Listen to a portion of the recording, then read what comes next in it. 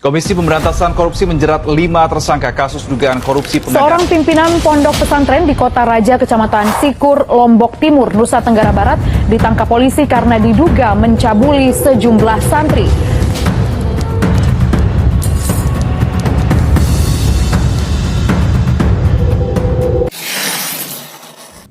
Assalamualaikum warahmatullahi wabarakatuh. Dengan saya Soimah, mahasiswi ilmu Al-Quran dan Tafsir di Universitas Ibnu Khaldun Bogor. Video ini dibuat salah satu tujuannya yaitu untuk memenuhi tugas mata kuliah Fikih Dakwah dengan dosen pengampu gurunda kita tercinta Al-Ustadz Samsul Basri. Hidup kerap kali menghadirkan paradoks yang sangat tajam, di mana orang-orang yang diberi mandat untuk menjaga kesejahteraan, menegakkan keadilan, justru malah melanggar dan membawa kerusakan. Dan dimensi lain, orang-orang yang dipercaya untuk mencerdaskan bangsa, mendidik anak bangsa untuk tumbuh dengan karakter yang berkualitas, justru malah menodai dan menciderai nilai-nilai kemanusiaan. Paradoks ini semakin nyata ketika kasus-kasus korupsi oleh para pejabat dan pelecehan seksual yang dilakukan oleh oknum akademisi yang katanya berintelektual. Ini menunjukkan bahwasannya kejahatan dan keburukan kerap kali bersembunyi di balik simbol-simbol kesucian. Kasus korupsi terjadi bukan karena mereka tidak paham hukum.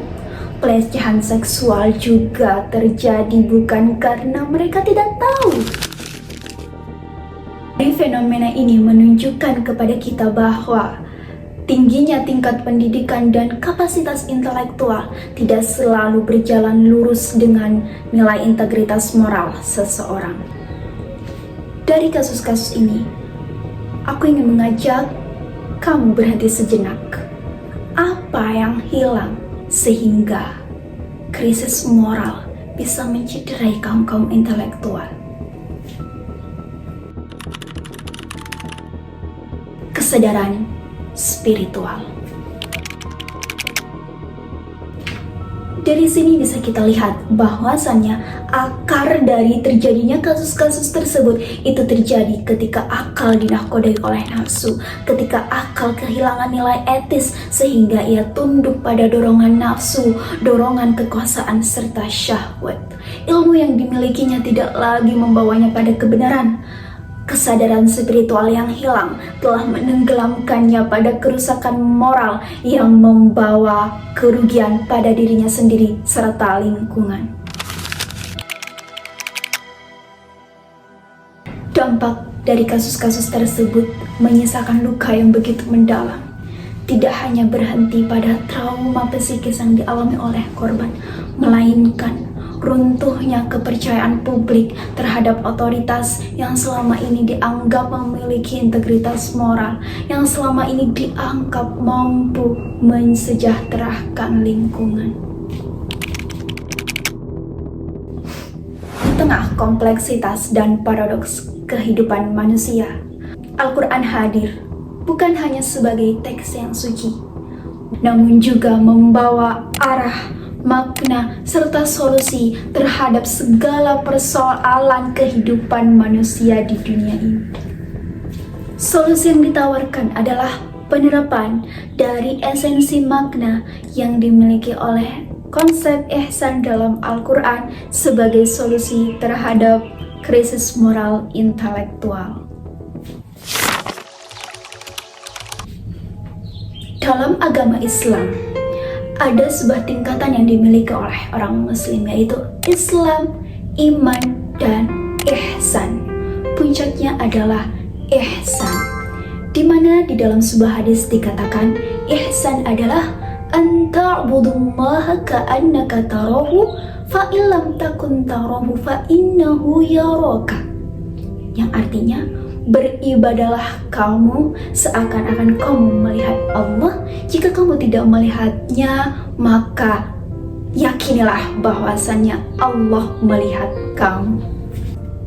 Poinnya adalah kesadaran akan pengawasan Tuhan. Dari fenomena-fenomena yang disebutkan tadi, kasus-kasus yang terjadi seperti korupsi dan pelecehan seksual, mungkin mereka melakukan karena mereka merasa aman dari hukuman tata negara, mereka merasa aman dari hakim yang akan memvonisnya. Namun mereka melupakan satu hal, bahwasannya mereka tidak pernah lepas dari pengawasan ilahi Robbi.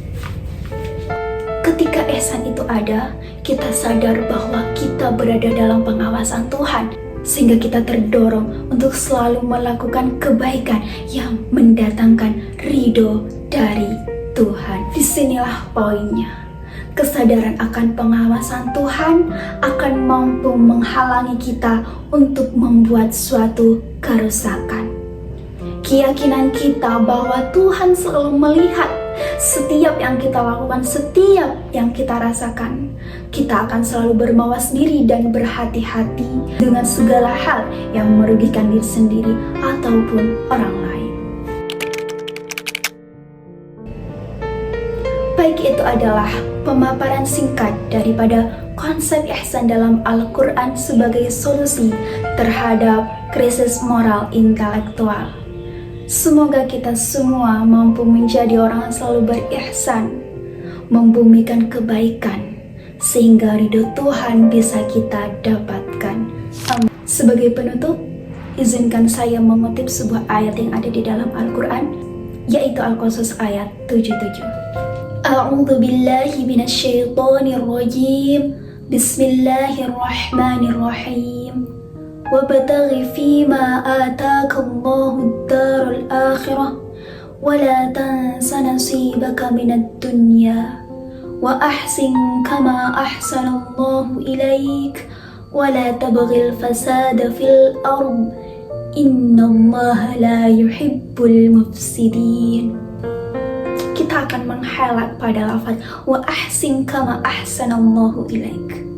Berbuat baiklah kalian kepada sesamanya sebagaimana Allah telah terlebih dahulu berbuat baik kepada kita semua selaku hamba dan makhluknya. Wala tabghil fasada fil ard. Dan janganlah kalian membuat kerusakan di muka bumi ini. Innallaha la yuhibbul mufsidin. Sesungguhnya Allah tidak menyukai orang-orang yang membuat kerusakan. Tujuan dari hidup mendatangkan ridho Tuhan, bukan? Maka janganlah melakukan hal-hal yang tidak disukai oleh Tuhan. Sebagaimana dalam materi kali ini kita mendapatkan kesimpulan bahwasannya ilmu tanpa ihsan akan melahirkan kejahatan intelektual. Sedangkan jabatan tanpa ihsan akan melahirkan pengkhianatan moral. Cukup sekian saya ucapkan, mohon maaf jika ada salah kata. Semoga bisa diambil manfaatnya. Undur ma qala wa la tandur man qala. Assalamualaikum warahmatullahi wabarakatuh.